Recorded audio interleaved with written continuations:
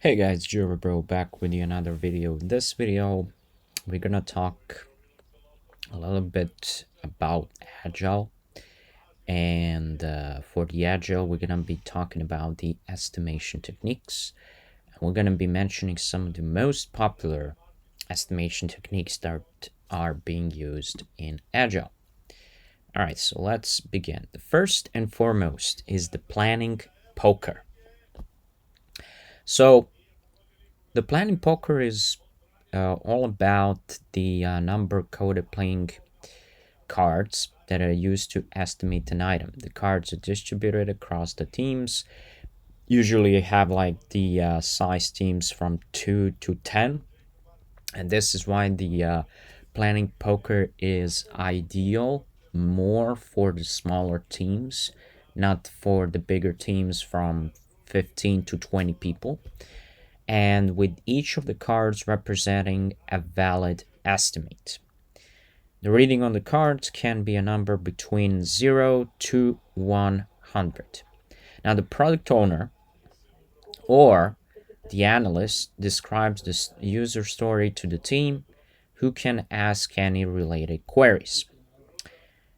Each team member secretly selects the card number from an estimate revealed when all the cards are turned over. The card with the most voting in the finalized estimate for the item under discussion. In case of rough estimates, meetings are held and the next round of voting commences to come up with the estimate everyone agrees with. So it's actually all about the agreement. It's not just about, having an estimate and revealing the estimates for the cards and everything else.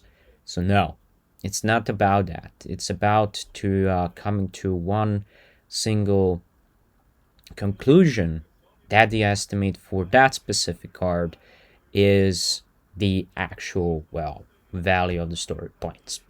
And of course, if something is wrong or a rough estimate is actually being made, another meeting needs to be held. Analogy. So with the estimation by analogy and Agile, story sizes are compared with other stories. This relative sizing approach is helpful when making assumptions relevant to Agile estimations. For instance, a company already estimated user story A for 2 weeks. Now, if they come across a user story B that is twice as large as user story A, they will assign it a larger estimation number. For effective Agile estimation using the analogy, the triangulation method is widely used. According to the triangulation method, user story is estimated against similar intent user stories that have already been estimated. So this right here where it's saying there is already estimation of user story A for 2 weeks and user story B that is like twice as large as user story A, they will assign it a larger estimation number. This is actually something that I was using, which was the t-shirt size estimation. Well, basically with the t-shirt size estimation, you're having like standard t-shirt sizes, like extra small, small, medium, large, and extra large. So, but it's actually a creative technique because sometimes the developers are not really comfortable talking about the story points. They're not comfortable also talking about the regular estimation technique. I don't know how much people are using that technique when they're saying I need 10 hours for this, then someone else is saying yeah, I need 16 hours for this. Then the question is, well, why you need 16 hours? And the story goes forward. So it's basically having those t-shirt estimates, right? And it's like in this picture that you can actually see in here. So if something is like really, really small, then it's under that category. If something is medium, like from 5 to 8 story points, is there. Large, it's like 13, 20, 25 or something like that. And then you have like something for the extra large as well. I would say that this is like from all of everything that was mentioned, but everything goes above, like more than 40 story points. I actually never saw a user story that has 40 story points. That actually means that the whole development needs to stop, and that um, specific user story needs to be completed first, and it means all of the allocated resources that you're having, you need to transfer that. You need to transfer that to this issue that weighs 40 story points, which is ridiculous. Then we have the dot voting. Is a useful estimation technique that works well for small number of user stories. Alright, so for the planning poker is the smaller teams, but this is for the smaller amount of user stories. It is easy to implement and effective as well. Here, all user stories, including descriptions, are written on post-its and placed on the wall or the board to receive votes from the team. They're given 4 to 5 dots in the form of stickers, which they can be used to vote for the user stories of their choice. And as you can see, it's lying in the picture right here. Right. So when you're actually doing all of those estimates, I mean, when you're working with cross-functional teams, you cannot really have the physical board there with stickers and markers and everything, because you may be from USA, somebody is from India, someone is from Switzerland, someone is from Serbia, and so on and so forth. So basically, you would actually need to do this digitally, where Confluence whiteboards would actually be a perfect feature for that. So you can be using the Confluence whiteboards, and then you can add some of the dotting. Well, basically, you cannot really add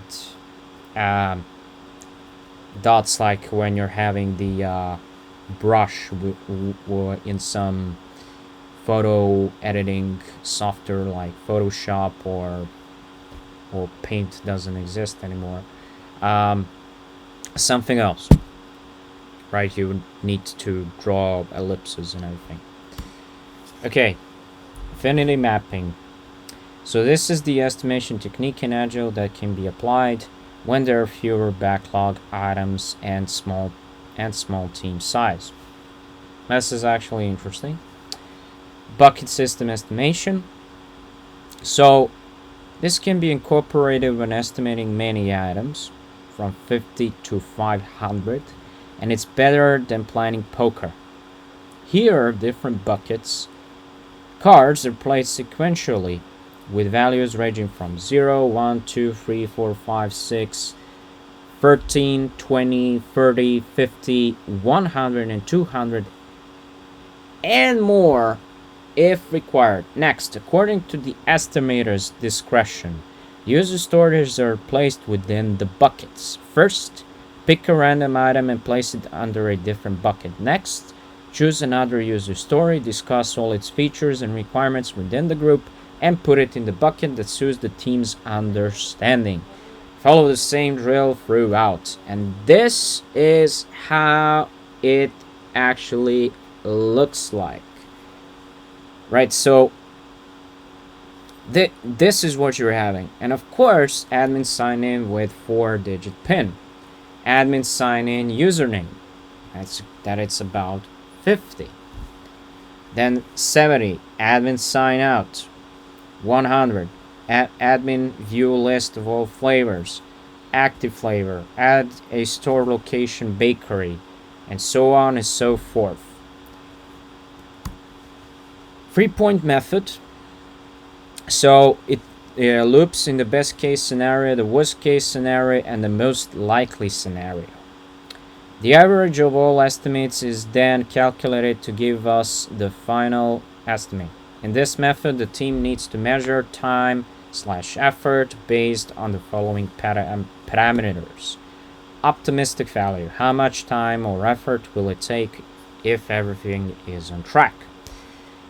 Pessimist value, how much it will all take if things fall apart or there are impediments on the way. So something might actually happen. For example, your developer gets sick or something like that, and they're not going to be there for 2 weeks. What's going to happen?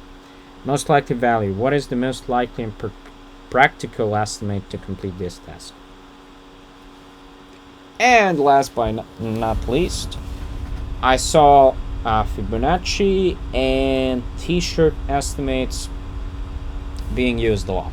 So, the Fibonacci sequence is a popular scoring scale within some teams. Yep.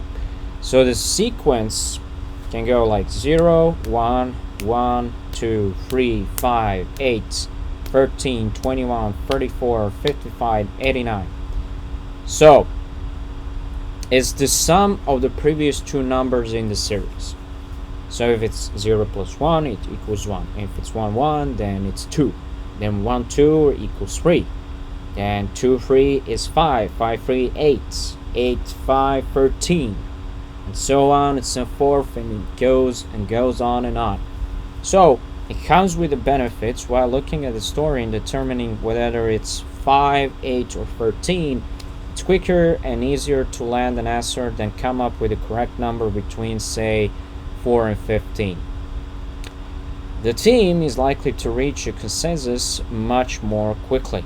The team will have to discuss the work and choose the best estimate from a limited set of options. The options, however, can still be limited. For example, a story could be estimated as having more effort than 34, but less than 55. In instances like this, the scale can chance of being a less accurate. Yeah, that is the downside of it. But then again, when you're having all of those sequences and when you're having your team to choose between this, now of course, when Agile is there, your team needs to be self-organized, and since they're actually self-organized, of course they're going to be talking about these things. So yeah, that is everything for the estimation techniques. There were like 8 techniques that were used in this presentation. Another thing that I want to mention, that most of this material was used from Net Solutions. They gave like a brief explanation on these agile estimation techniques. Yeah, comment down below on which estimation technique are you using within your teams, and if it's actually effective. Well, you can also say what estimation techniques are you maybe even using that are not within this list. I would like actually to hear this from you. And also don't forget to like, share, subscribe to the channel as well. I will see you in the next video. Bye.